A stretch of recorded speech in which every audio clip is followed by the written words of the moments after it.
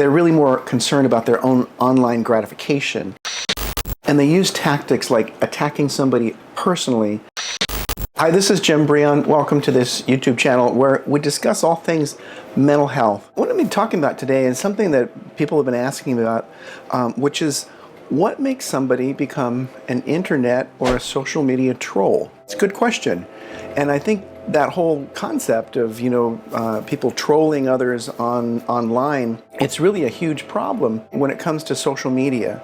And there actually is a lot to understand about the type of person that might be involved in that type of thing. Sometimes trolling online is done purposefully by governments or even organizations to disrupt, to create chaos, much like we've discovered the Russian troll farms were, people in Russia that were putting out divisive political information to divide the American public politically. But when it comes to somebody that's commenting on your social media feed or Twitter feed or YouTube channel, that sort of thing, what it comes down to is it's really antisocial behavior that disrupts productive communication. And when we look at the type of person that will do that sort of thing, they're often somebody who's driven by a need for attention. What they'll do is they'll post something outrageous, which then is given the illusion of being important, especially by the algorithms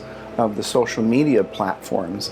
The more outrageous something is, the more it's actually promoted and seen by people. What will happen is they'll post inflammatory or malicious comments to deliberately provoke other people and upset other people. In some ways, these people might be doing this because it compensates for how they actually feel in their own life. They're often people that are driven by very rigid, strongly held beliefs that they overly identify with, often based in their own prejudices and cognitive biases. And overall, social media is a huge attractant for passive-aggressive and impulsive people. And because it's anonymous and people aren't accountable, there's something called the online disinhibition effect, meaning that people will post things online that they wouldn't say to somebody in person. When we look at the type of personality that we're talking about, these are often people that have malicious intent. And they have something called schadenfreude, meaning taking pleasure in another person's pain, discomfort. Some of the research on these types of personalities and these behaviors actually shows that they tend to be high in what we think of as the dark tetrad. We've talked about the dark triad before, which is narcissism, psychopathy, and Machiavellianism. The dark tetrad adds sadism into that, meaning people that take pleasure in harming other people. An internet troll is somebody who's often very tribalistic as well. Their side has to win. So anybody that has a different opinion, they're not just seen as having a different thought or different idea, but they're bad and they have to win. So they'll say incredibly hurtful, nasty, even untrue things. They're really more concerned about their own online gratification than how they affect other people. And in my own experience, somebody who becomes a troll online is generally somebody who really doesn't know how to have a calm, measured, unemotional conversation in person, especially when when somebody has a different opinion. And unfortunately, online trolling can lead to violence, as we've seen in the news. Now, research tells us that anyone can actually take on those behaviors situationally, depending on their emotional state and the context of the communication. But somebody that does this all the time is a very different thing. They actually feed off of others' negative states and negative behaviors. And they use tactics like attacking somebody personally rather than talking about different topics and viewpoints. They use a lot of what we call whataboutism.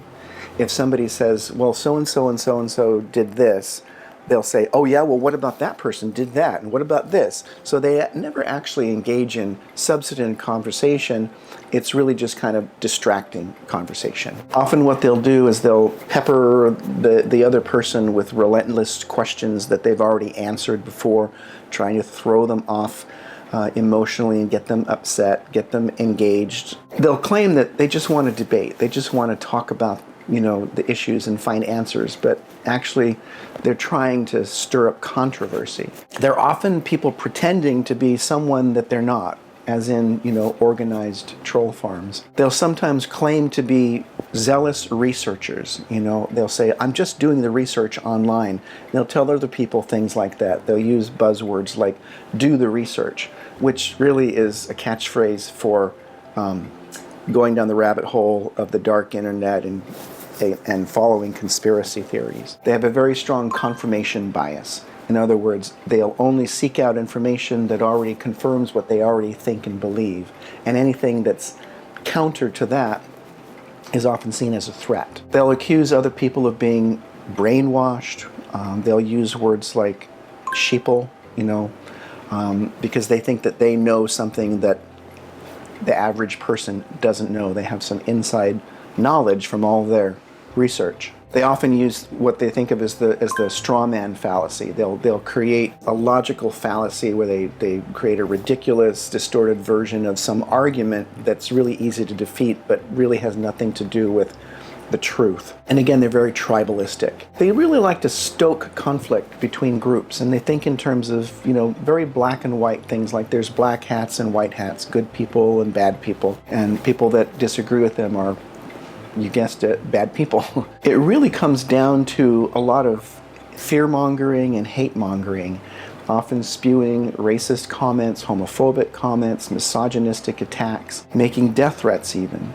So I'm not quite sure how social media platforms are going to deal with this problem of online trolling, but something has to be done.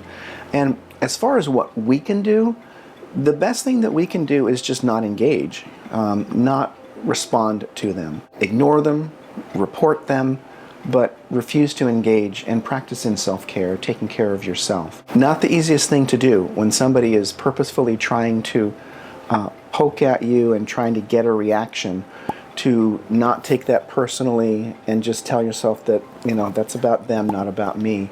It's a really hard thing to do, but I think it's the best thing that we can do. I'd like to hear what your comments are. Maybe you've experienced this yourself. Maybe you're an internet troll yourself. So put some comments in the comment section, and I encourage you to sign up for notifications and like and subscribe so we can let you know when more material's coming out.